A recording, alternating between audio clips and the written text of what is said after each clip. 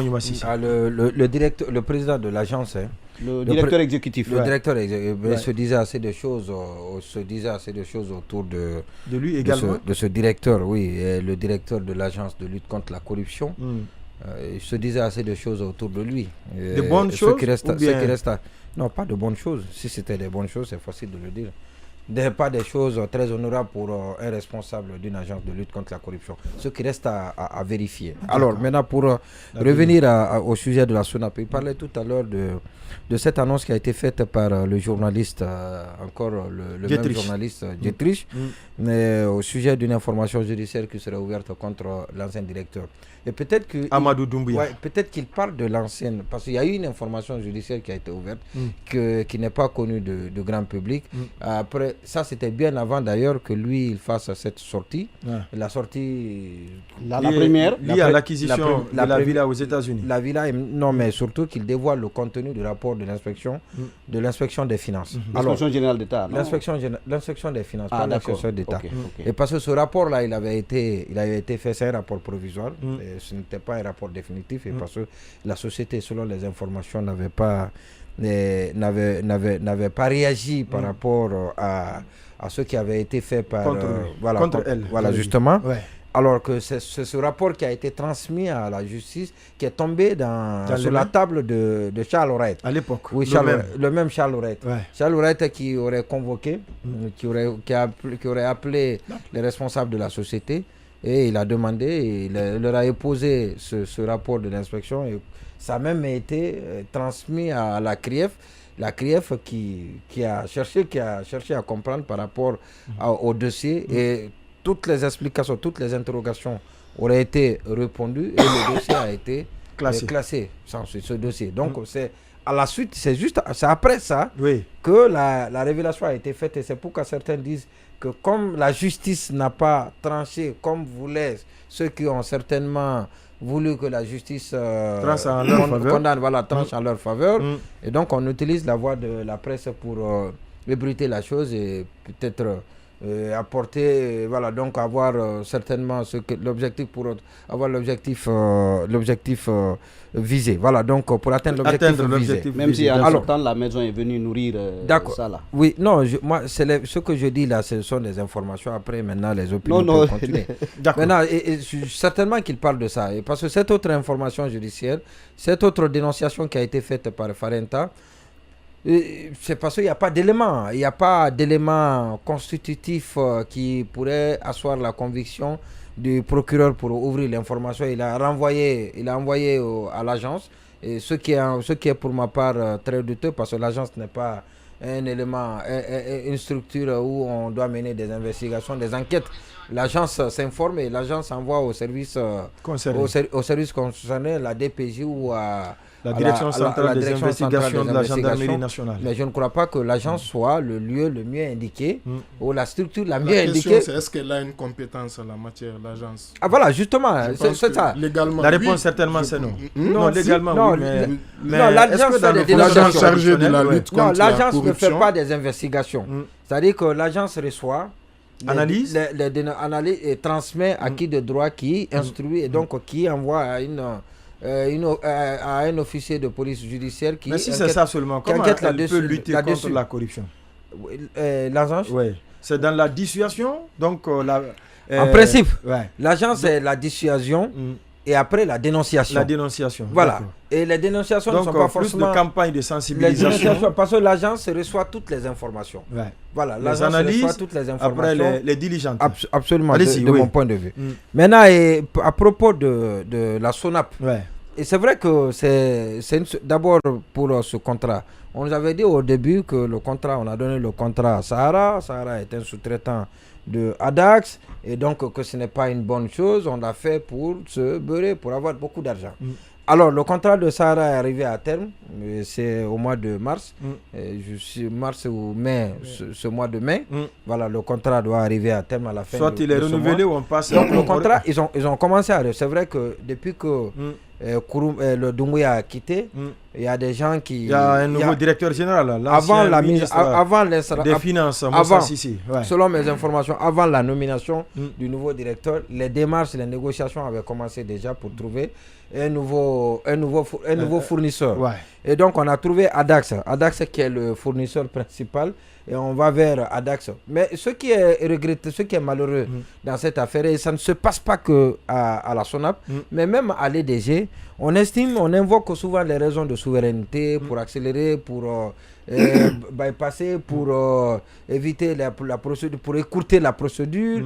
Et parce que même à l'EDG, on ne sait pas comment les contrats de fourniture de carburant sont passés, sont attribués. Et généralement, c'est des gens qu'on trouve. Et puis, on gré à gré. Voilà, donc on négocie avec eux. Sur les marges et tout ça, beaucoup d'argent, c'est beaucoup d'argent. Et pourtant, absolument, on referme la parenthèse. Le kilowattheure. Ouais. Alors maintenant, pour revenir, je ne sais pas, j'étais à quel niveau, je parlais de quoi d'ailleurs. Non, je peux vous aider. Vous avez réveillé. Non, c'est vous qui avez dit que le plus souvent, on trouve... Non, c'est vous qui avez ouvert la brèche en faisant allusion à EDG. Que même ça se fait à EDG, c'est parce qu'on invoque les questions de souveraineté pour passer des contrats rapidement à cause des marges. Pour écouter la procédure. Exactement, vous étiez à ce niveau. Oui, justement. Et c'est pour ça, forcément, ça attire l'attention de ceux qui sont curieux, de ceux qui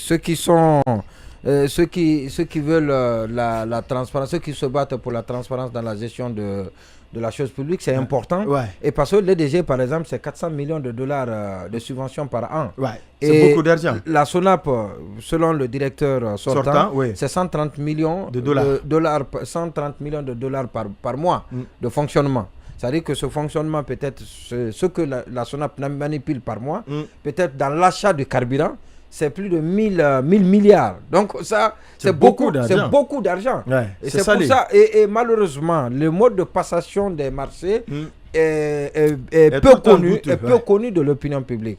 Et ça n'obéit pas généralement à la procédure connue de tout le monde, en vigueur, et voilà, donc, qui, comme on le sait, et comme cela est connu de tout le monde. Et c'est pour ça, voilà, bien évidemment, les gens s'engouffrent, les gens fourrent le nez dans la gestion de ces structures-là. Et je crois que c'est pour ça, le contrat, et quand on écoute Thomas Djetriss, et qu'on entend M. Papa Fofana, parce que M. Papa Fofana, pour parler de lui, M. Papa Fofana, son nom est partout, hein, c'est vrai, son nom est partout. Et même le limogeage du directeur, on parle bien de lui, parce qu'il était au début, au pétrole. Après, à un moment donné, il a perdu le contrôle de ce département et il fallait faire partir pour avoir le contrôle. Heureusement que quelqu'un de très lucide et de très équilibré est encore là et qui mesure bien évidemment les décisions qui sont prises. Et voilà, les décisions dans le cadre de la gestion. Vous voulez parler de Moussa Cissé? Oui, bien sûr. Dans le cadre de la gestion, peut-être qu'on va en parler tout à l'heure. Ouais. Maintenant, je dis bien, Papa, il est hyper puissant aujourd'hui. Et donc, dans cette vidéo-là, dans cet audio, on dit qu'il est au cœur de la négociation du nouveau contrat. Et on parle également de lui, dans une autre vidéo, de la négociation de la construction du dépôt de carburant. Parce qu'il y en a tellement... Parlant de ça, le dépôt de Cancan à Kodjaran, c'est un gâchis. C'est quand même extraordinaire. Mais non, quand on vous parle, c'est un gâchis. Et je n'ai jamais compris. Et parce que le dépôt de Mandiana... Kodjaran précisément. Kodjaran. Il doit avoir cette... Comment on appelle ça? Les tanks. Les tanks, ouais. Et autrement, les grandes cuves. Un tank, c'est 10 mètres métriques, 10 000 litres. 10 000 litres de carburant, il faut plus de 200 citernes. 200 citernes pour remplir un tank. Ouais. Alors, vous construisez à Mandiana. Ouais. Il faut transporter... Si vous faites un pipeline, 1 kilomètre de pipeline, c'est 3 millions de dollars. Alors, soit vous faites un pipeline des côtes guinéennes, des côtes ici jusqu'à Kodjaran, à Mandiana, et dites-moi ce que ça peut coûter. Est-ce que l'État a l'argent pour faire ça? Et pour quel profit? Pour apporter quoi? Pour avoir quoi en retour? Alors, si c'est la piste des camions privilégiés pour aller remplir ces tanks-là, donc un seul tank, ça vous fait 210 ou 215, en quelque sorte plus de 200. Les 10 tanks, ça vous fait plus de 2000 citernes. Vous avez près de 2000 citernes à mobiliser pour aller remplir. Ça vous apporte quoi? Et pour que là-bas, après... la citerne quitte Conakry dépasse toutes les villes jusqu'à Kankan. Pour remplir les tanks. Maintenant, une autre citerne va quitter Kouroussa pour aller pour revenir là. Comment ça va se passer? Donc je crois que c'était un projet, je ne sais pas, c'était une volonté politique. C'était une volonté politique et qui était irréaliste. Une volonté économique aussi peut-être. Et je crois que ça ne peut pas aller loin. Donc, Thomas Detrich a évoqué dans cette dernière vidéo, effectivement, même le cas du dépôt, il a clairement indiqué que ce conseiller est sur les rails via une société qui lui appartiendrait pour la construction du dépôt. Mais ça, il l'a dit au conditionnel. D'accord. Alors, donc, en tout cas, son nom, Papa Fofana, ces derniers temps, son nom est cité dans tous les... Vous retrouvez son nom partout. Hein. D'accord. Et peut-être que la prochaine fois, on va revenir pour parler de... Partout où on parle de son nom-là, on va évoquer, on va dépoussiérer, on va s'interroger. Est-ce qu'il est là? C'est pour bien... Voilà. Pourquoi lui? C'est pour bien agir ou c'est pour... Il n'est pas le seul conseiller. Il n'est pas le seul conseiller du président, mais pourquoi on parle beaucoup plus de lui? C'est important. C'est important. C'est important. Oui.